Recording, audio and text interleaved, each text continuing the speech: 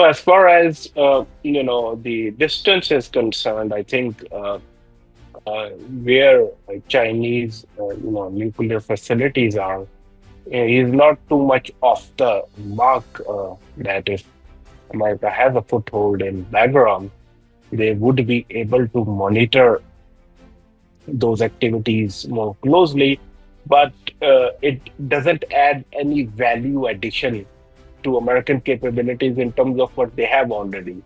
They see everything from their satellite. So I think, from that standpoint, to say that only a foothold in Bagram would place them better to keep a closer eye on China, I think that's not entirely correct. But generally, as far as ISR, intelligence, surveillance, and reconnaissance is concerned, you look at the neighborhood from background. It provides you, an outreach into uh, Iran, China, Pakistan, of course, Afghanistan itself, vis-a-vis the revitalization and regrouping of certain terrorist groups, particularly the Islamic State of Khorasan and Al Qaeda, and then Russia, of course. So from that standpoint, it is strategically located. And Bagram, is one of the largest military bases in the world. Uh, and if from that standpoint, I think having a presence there does make a difference.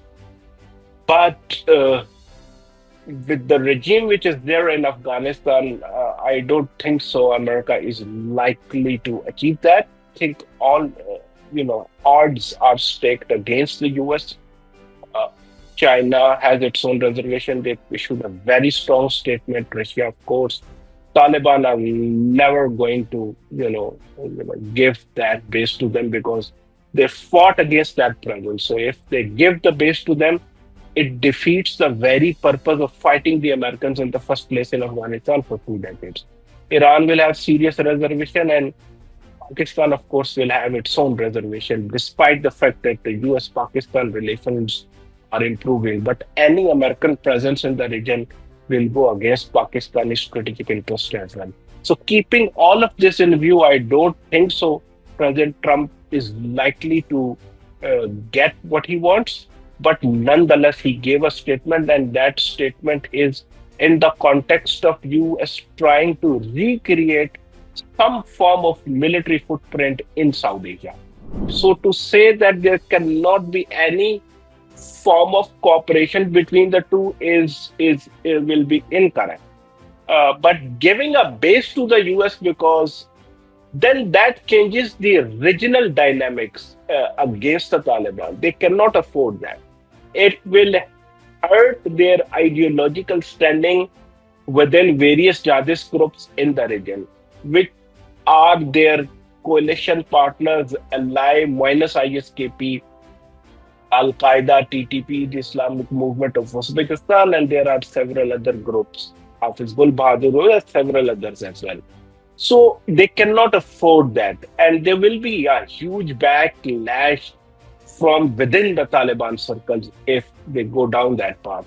And once America comes to a place, it's very difficult to push them out. So if you take that as a maximalist position and see Trump as a transactional leader, a businessman who likes to cut deals, and remember, Taliban are also very hard and tough negotiators. So starting from the base and reaching to a middle ground, what could be traded between the two is cooperation against ISKP, some form of political accommodation of non-Taliban factions into the power equation, opening up to the world in terms of girls' education, women's right to work. These could be the demands other than, some security cooperation less than a base. And in turn, the Taliban could demand a unfreeze their assets which are frozen in the US Federal Reserves. Political recognition, of course, is there. They would like to even engage in some if the security cooperation takes place, in some kind of trainings, technical assistance, those kind of things, humanitarian assistance. There is, restrictions, travel restrictions on so many Taliban leaders, and they are on the US list of designated terrorists. So they could ask for relief on those fronts as well. So I think these could be the things which will be on the table from both sides, but less than a base. I think base is something that the Taliban will never agree to. They Oh, will, if the in the first place, as I said, this is not going to happen. Not going to happen. I'm repeating myself. If at all, in a hypothetical scenario, it happens, I think these countries will take steps to increase costs for the US to maintain a base in Afghanistan. They are well armed. They could really. I mean, it won't. It will not be less than a war for the US to try to snatch that base from the Taliban. I don't think so. I don't think so that if those talks in Qatar are taking place and there are hostages have been released, that's the maximum that President Trump will get from the Taliban, release of hostages. But a base, no. Even if they offer diplomatic recognition, huge sums of money, I don't think so. Taliban will agree to it. They cannot afford it. As I said before, once they get a foothold with the Taliban's permission, two things can happen. Number one, Taliban will lose their ideological legitimacy within the jihadist fraternity. Al Qaeda will criticize them. Their own other allies will criticize them. Their arch ideological nemesis, the Islamic State of Khorasan, will drag them through the mud in their propaganda warfare. There will be cracks within the Taliban because of this. It kills the very reason, the reason they thought for which they waged a 20 years long struggle in Afghanistan. It kills the very purpose of that.